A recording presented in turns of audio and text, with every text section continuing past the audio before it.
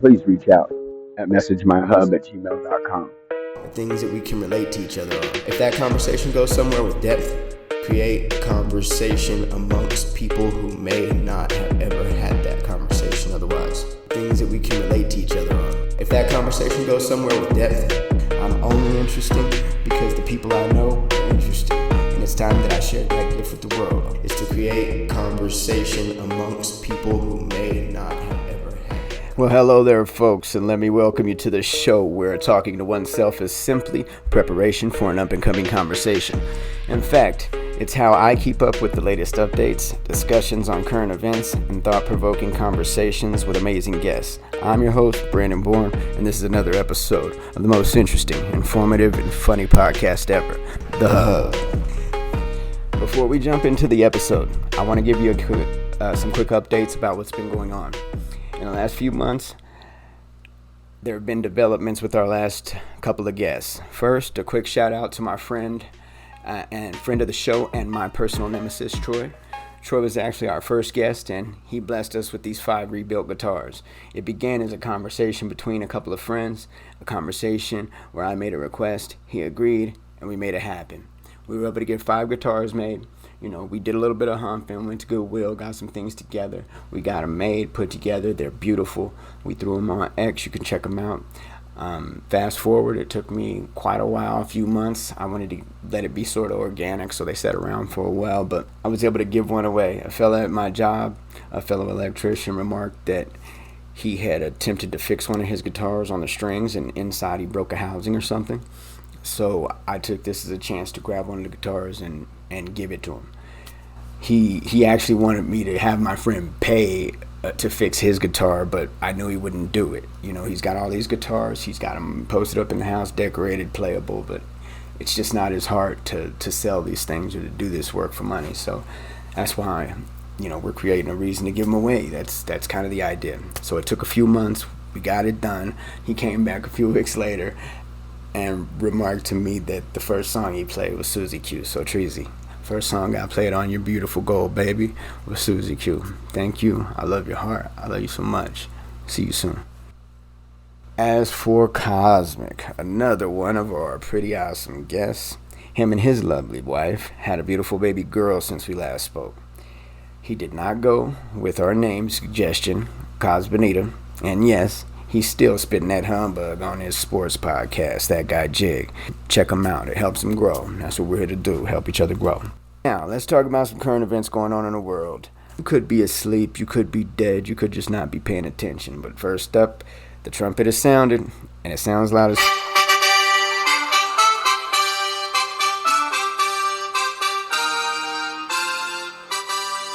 Old Donald J. Trump elected to his second term in office, sending Kamala and the Democrats back to the drawing board.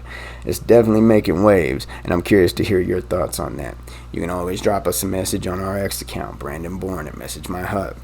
As far as I'm concerned, I'd rather hear from you. My opinion on this thing is really indifferent. I wasn't thrilled about what Kamala and them were talking about. It didn't sound like much. I just heard a lot of really dark and ugly commercials on a subject that I'm not really digging. Other than that, Trump, he was spitting his normal nonsense and rhetoric, but you know, when it came down to policy, at least there was one. Other than that, this new development has caused a shift, an old Schiff. Adam Schiff, that is. The Democratic representative from California admits that working class American people do not think we represent them anymore. Well, I, for one, am inclined to agree, old Schiffy. Hell, honesty like that could have convinced Americans once again to vote for the D. All by myself, people. I come up with these all by myself, with the help of Muggsy Biyama. Pure gold, Muggsy. The Bhutanese Gross National Happiness, GNH, is a policy not much unlike our GDP. We go off of a gross domestic product to determine the strength of our economy. In Bhutan, the Bhutanese go with gross national happiness. This is a framework that measures a country's prosperity based on the well-being of its citizens rather than the economic indicators. Needless to say, they're economically destitute and most of the youth have fled the country, but they're apparently the nicest and most even-tempered transplants. People actually covet them as employees, I guess. Besides this, and for you football fans out there, do you or do you not believe in the new quarterback for the Broncos, Bo Nix? I, for one, think I do. At first, I wasn't sure. I thought they were going to put him in, make him do that hunt and peck, run and dump 5 yards here and there, which they do to a degree, but it doesn't suck because he gets the big play. Honestly, I think the issues with Russell was just because they wouldn't call these plays for Russell because he didn't like it. And now that we've got Bo, he's calling the plays he likes, he's got the guy he likes, and things seem to be moving in an upward direction. So, I'll take that. All right, now, we know that's the game. We know Trump's still trumping. We know that people are trying to come back together after this little division aspect. It's one of those issues that's really starting to shape conversations in the media and in personal lives. And with the holidays coming up, we don't need that. What we do need is to know what it means for our communities not to be divided, but to be together. How do we engage in a meaningful way? I'd love to know what you think, and I'll be glad to tell you what I think.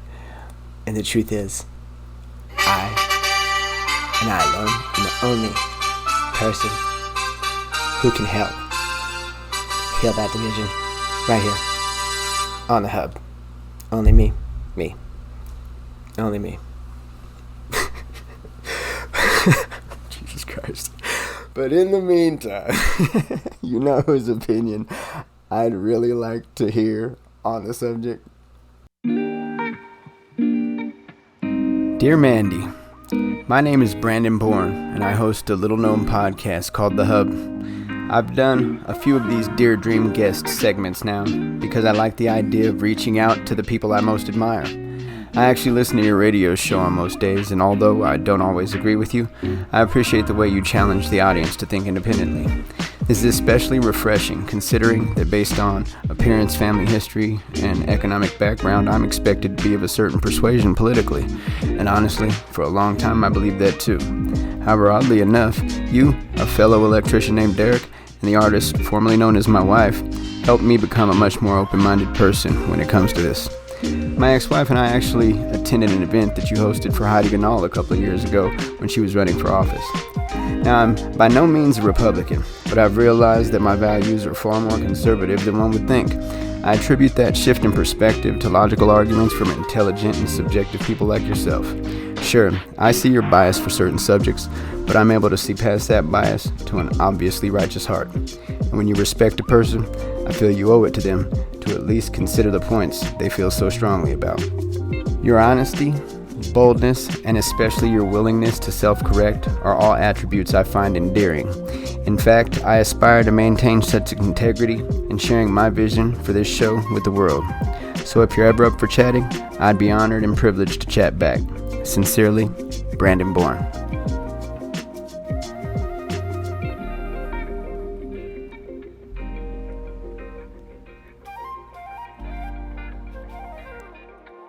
But in the meantime, we will continue interviewing mere mortals here on the Hub. Today we have an exciting guest who has quite an interesting journey. Someone who's gone from being a journeyman electrician to becoming an entrepreneur and your podcasting voice. I'm thrilled to introduce you to Brandon Muggsy. I can't introduce myself to myself like that. It's kind of weird. Anyway, AI will take it from here. So, generally at this point, I'd be giving you a definition or a background of the guest that I'm going to have. So I'm going to keep a similar thing, but I figured it'd be kind of lame if I sat here and tried to question and answer myself to keep you guys interested. So I actually enlisted the help of AI. I went in and asked to generate questions toward a person like myself. I have not read these questions. I have not looked at these questions. I've built around these questions. And now we're going to go back and we're going to actually get into it. So this could be a travesty or this could be super interesting. Come on the journey with me. Journeyman. A noun. A worker who has learned a trade and works for another person, possibly a master. Second definition. An experienced or reliable worker, athlete, or performer, especially as distinguished from one who's brilliant or colorful. Again, this is either going to be awful or super cool. I guarantee you one thing. You'll be entertained. That's for sure. Side note, speaking of entertain, Gladiator 2 sucks. Don't go see it. Denzel, you may have lost your Dear Dream Guest segment. Anyway, allow me to introduce myself. My name is Brandon Bourne. I host this little known podcast here called The Hub. I'm really excited to bring it to you. And right now, I'm going to ask me a few questions. Having not read these questions, I'm hoping this can be kind of subjective. I'm strangely excited to see where this goes. Starting in the trades. So let's start from the beginning. Say you've spent a lot of time as a journeyman electrician. What was it that first drew you to the trade? And why do you choose to become an electrician? Well, in my case, I didn't necessarily choose to be an electrician. A lot of people don't know my past is fairly checkered. I've spent quite a few years within the system, and they landed me in some particularly interesting environments. At this particular time, I ended up in a halfway house. And before this, I was actually training to be a chef. And I mean, I had a good gig. I was, taking care of it, training under a good chef out of. However, I got myself in a little bit of trouble. After getting out and getting put into this halfway house, they gave me this representative. He's like, "Hey, bro, what is it they're going to help you with?" I'm like, "I'm perfectly good at being gainfully employed. All I need for you is to tell me who's hiring." He said, "Well, I'm an electrician. You can go up here and check out." I said, "I don't know anything about that. I've tried hard not to be a construction worker." He said, "Well, if you want a job, they're hiring green electricians. Give it a try." I went, gave it a try. Guy told me, "You ain't got no tools, you ain't got no car, and you're in the system, yet you want me to hire you." I said, "Hell yes." And that's exactly what he did. The rest is history, and this trade, in a big way, saved my life. I was not in a good way, and now I'm in a better one. So thank God for that. Being a journeyman electrician comes with its own set of challenges. What were some of the biggest obstacles you faced early in the career? With me, it was inexperience. It was also coming from a background of service and being around people that you're used to spending time and taking the time to kind of please them, to create that relationship so that they're pleased to do business with you. In a construction environment, it's a lot different. It's, you can kind of cultivate those relationships in those sort of ways, but it's much more demanding. What needs to get done now. If you want to learn to do it well, you better get on track, figure out how to do it well, and then we'll move on. If you can't figure it out fast enough, you stay there. I'm going to go ahead, get this thing done, and you can catch up when you get there. So the pace, the attitude's a lot different. And that was kind of difficult for me to adjust to. I'm also a perfectionist, so I'd want to do a thing perfect. And doing a thing perfect could take 3 hours, whereas doing a thing proficient can take 30 minutes. Big difference, and both have their place. Now let's talk about the transition. You've gone from working with wires and circuits to creating a podcast. Ooh, nice verbiage for an AI-generated question. How did you make the leap from being a tradesperson to being a podcaster? Well, it wasn't much of a leap. In honesty, when I was younger, I dealt with music and entertainment and events, so I've always kind of had an inkling toward this sort of thing. As I moved away from it and was not so much interested in, being a young rap star or whatever the case may be, I, started picking up regular gigs. So getting back to the entertainment, getting back to the talking, getting back to the human aspect of things is actually more my speed. The 7 years I've spent in the trades has been more fish out of a lot of water. Was there a specific moment or event that made you think I need to start sharing my knowledge with others in this way? Actually, yes. It didn't happen on a job site, though. I was sitting in church one day, and me and my pastor, we have a pretty good relationship, so we're bantering, and, we'll crack a little joke here and there. And I started to do this, and he cut me off a little bit short, and he starts giving his message, but he immediately goes into tears. he's crying and he's telling this story. And what had happened is here in my neighborhood, it's a suburban neighborhood, much not like the one that I'm from. A cop got shot. He died. And here, my pastor is up here bawling his eyes out trying to tell this story. And immediately in the back of my head, the first thing that comes to mind is, I bet 5 black kids got shot in the hood last week. Ain't nobody crying for them. And before I got the words out of my mouth, I said, that's fucked up. It's never okay for a life to be lost, and it's definitely never okay for you to look past it and create something selfish out of it. It was like this mean conviction. It rocked me to my core. And at that moment, I realized that there is a chasm between people. There is a valley between us simply because we don't know each other. Because that thought that I had is the exact same thought that a lot of those cops or a lot of those suburban white folks have about us. When I end up in prison, when I end up laying on a box in a corner somewhere and nobody cares, and somebody can find it in their heart to say, oh, that's just a dirtbag. That was a drug dealer. That was some guy who committed domestic violence. That was something. As long as you can put a label on a person to make them less human than you are, you can justify their life. And that's disgusting. And that happened to me. And I decided that it is my job from this point on to find a way to mend that border in between people. I don't want to change anyone. I don't want anybody to like each other by the end. I don't want a racist not to be a racist when it's over.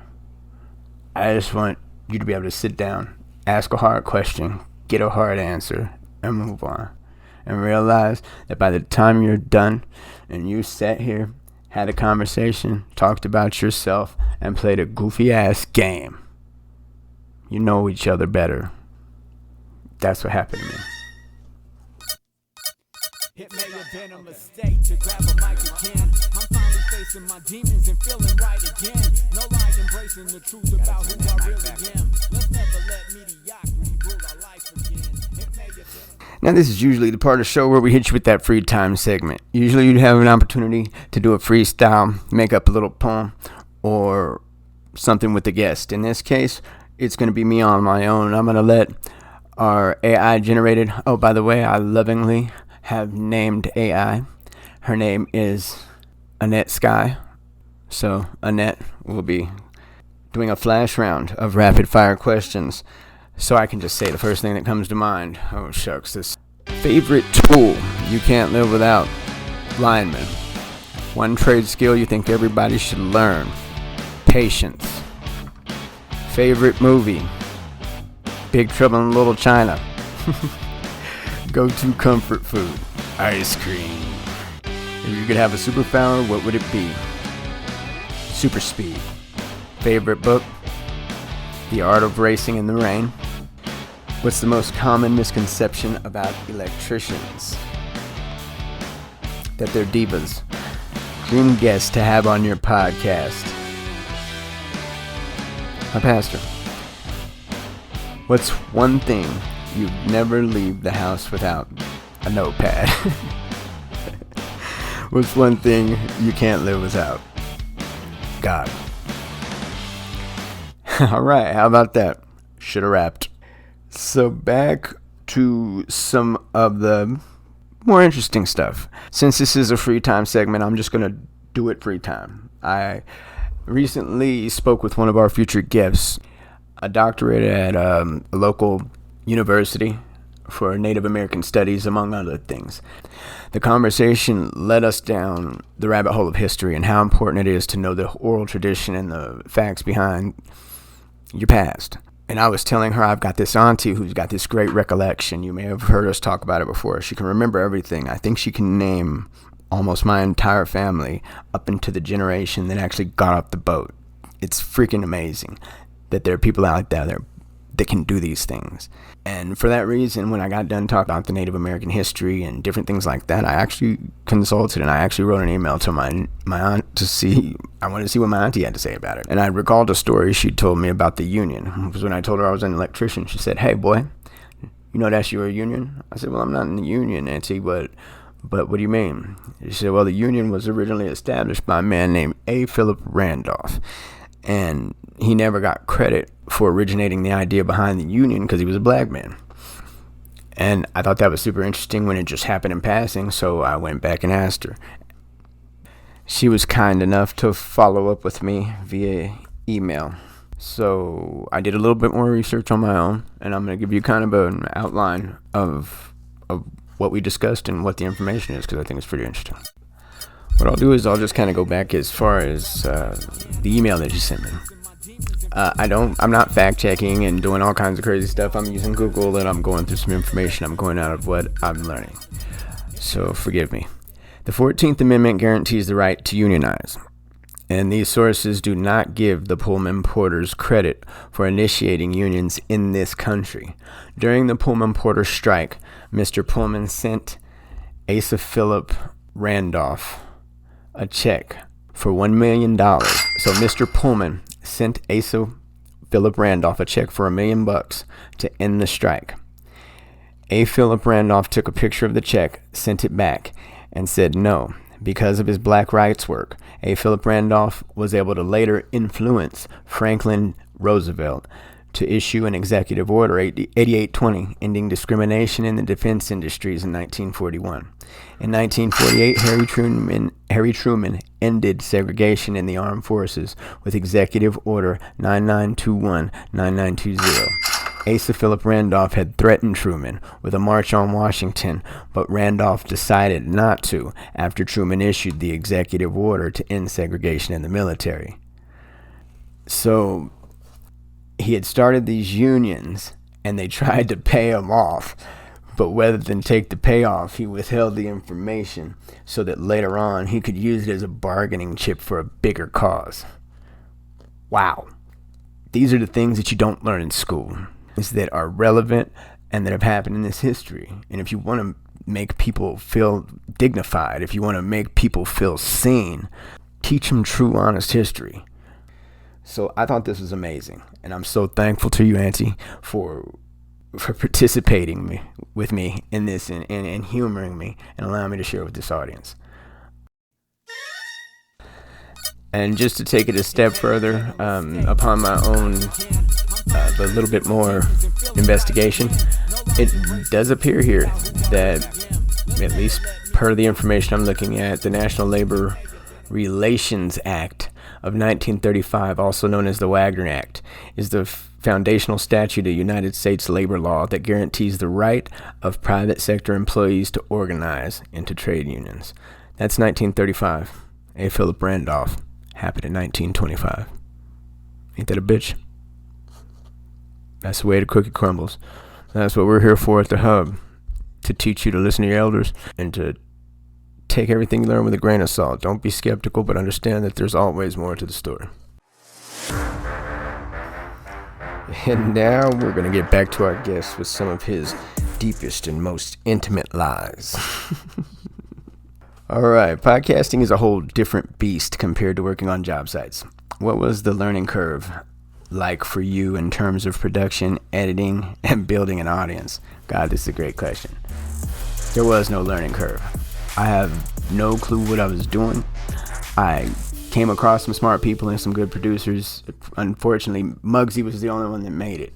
And me and him are learning together, but I think we're doing okay. But I also appreciate the audience for bearing with us. So, yeah, it's been super hard, super challenging, and humbling. That's the word. Humbling. Everything I thought I was good at, I realized I need to learn again. Your podcast is about more than just tools and techniques. It's about community, knowledge sharing, and even career development. How do you think podcasting is helping elevate the trades industry as a whole? Well, Annette, this is how I know you're AI. I don't think that podcasting is elevating the trades as a whole. In honesty, I'm not thrilled with where the trades are at right now, which is why I'm getting more into podcasting. I honestly felt myself being in a more negative environment, because when I started, craftsmanship was a thing. You know, you wanted to be good at your job. The guy above you wanted to teach you to replace him so that you could be good at your job. And there was a certain dignity in the trade that you wanted to keep it going. That seems to have gone. And there seems to just be a bunch of numbers and a bunch of deadlines and a bunch of angry men. And when you find yourself being one of them, you have to change something. And podcasting, I think, it's just a place to hopefully use some of my talents to achieve that goal of bridging the gap and giving people a place to go rap and talk to strangers and have a good time with no strings attached. You know, if you've got something to talk about, if you got a cool idea, or if you're a drone pilot, or, you know, an electrician who has to make guitars, come in here, rap about it. If you're an angry MAGA dude, you're willing to come on here and talk your thoughts and do your thing and spit your humbug, that's what we'll do. If you're woke as fuck, come on here, spit your humbug, that's what we'll do. And at the same time, we're going to end up going through our talk, playing our little game, and I bet we'll probably enjoy each other's company by the end of it.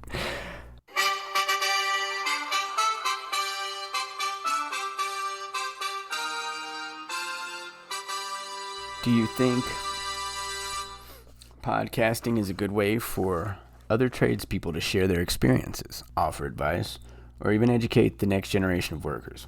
Absolutely. I mean, when I was going through school, podcasting helped me with the educational aspect of things, so I think it's a great place for that. As far as educating the next generation of workers, yeah, podcasting online, it'll have its place, but I think the most important thing will be that one-on-one, that time that a guy gets to spend with another guy or woman to show him how to do a thing right, to get that craftsmanship back. So I really pray that that's a thing.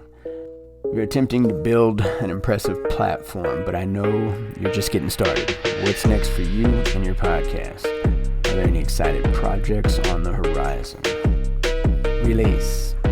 I've been trying to put these things in the pipeline and do what I can. It's the same thing I ran into as an electrician, trying to do everything way too perfect. And I'm done with that. So we're 3 episodes in, and that's why I'm doing this one right here, to give you guys a little bit of a taste on me. Then we're going to move on, because that's the learning aspect of this thing. You know, perfection is not what we're going for. What we're going for is progress. We're going for something to give us an opportunity to spend some time. It's definitely a big shift.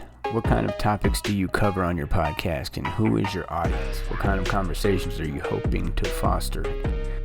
It is a big shift, but the cool thing is that I've kind of used the trade to move into the podcasting. That's why I went with the tradesman segments back, because I've met such wild and interesting people on job sites.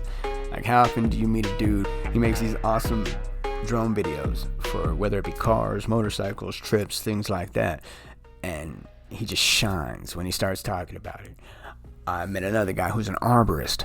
What? This dude goes up, slides up, cuts down things in trees, and he's basically a green ninja.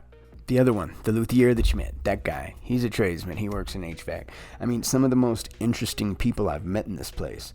The beautiful woman that's going to come on here and talk about the Native American history, I met just accidentally helping her up the steps with some things that she needed help with. I mean, it's amazing the places that you find interesting people. And the more that I introduce the idea of what we're doing, the more people are receptive to it and want to come be part of it. And it's amazing. Truly amazing. Where do you see the future of the electrical industry and skilled trades in general? What changes or trends are you most excited about? Shouldn't have asked me that question, Annette, because unfortunately I'm not excited about the future of the industry and the trades. Now, I've told you that becoming an electrician saved my life. I spent 7 years in a trade that could pay me well, that was able to give me a means to try to start a new company, and my head above water. This is a great place to fall if you haven't had a ton of education. It's a great place to fall if you've got a felony background. It's a great place to fall if you don't have a ton of work history. I didn't have these problems, but I could see that this would be a great vein for men like me, whether it be guys out of prison, whether it be young black men, whether it be young brown dudes, whatever the case may be. This is where a poor man can go and make a life and create a future for his family to no longer be poor. And I don't see that dream anymore. And that's unfortunate. You know, you hear about politics and all these things going on, and you never hear really an inside track. You know, as a brother getting out of prison, it was a big deal to be able to find a job that could eventually pay me 20, 30, 40 bucks an hour. And now that I'm finally there and I'm up to the point to where I can make 30, 40 bucks an hour and I can manage men, and I've worked hard and I've done 4 years in a trade school. I'm on a job site with 50 men. 20 of these men are from my actual company that I work for. It's a California-based company. I'm not going to put their name out there. The other 30 are all temporary workers. Not just temporary workers, they're work permitted workers who happen to work for a temp company. Now mind you, in the electrical trade you're supposed to be registered with the state that you work in. I had to be registered, I had to work really hard for 4 years. This is a job that poor people, men like me in America need. And then I walk on my job site and I see 30 men. The majority of the people there do not have any state licensing. They're not registered with the state. They're sitting here working next to me, and I'm unable to even teach them and make them better due to a language barrier. That's not a trade I want to be a part of. Because whereas 3 years ago, I was going to start a nonprofit or something like the Brotherhood of Electricians to help get guys out of prison, to help get brothers into the trades because it's a great place for you. Those spots are going to be eaten up by people who aren't even registered with the state because of a conglomerate and a company that's so greedy. It's not just the trade. This is a reflection of the world. It's unfortunate. And we all, want to become a part of something, and we want to do something, and we want to have a career. Now, that's no longer my route. That's all I'll say about that. All right, folks. This has been far less sucky than I would have expected coming from an AI. Annette, you've been a wonderful interviewer. And before we wrap things up, I want to make sure to talk about some of those exciting guests that I had spoken to you about. A videographer and drone pilot that I met on the job. We'll call them Mike Drones. A youthful guru to shed some light on your heart and wellness. I've got an Ask a Pastor. What it's like leading your flock in these days of cynical individualism. And a doctor of Native American Studies at one of our local prestigious colleges with an opinion all of her own. Also, more life, sports, and open AI with that guy Jig. Because if AI takes over the world, you gotta have a friend to help kick its ass.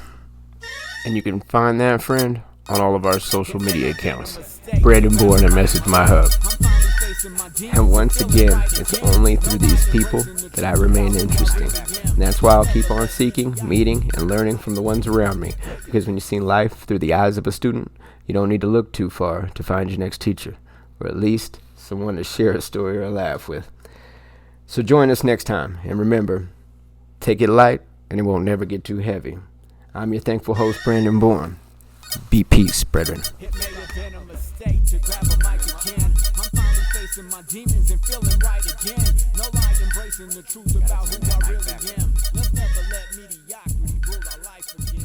It may have been a mistake.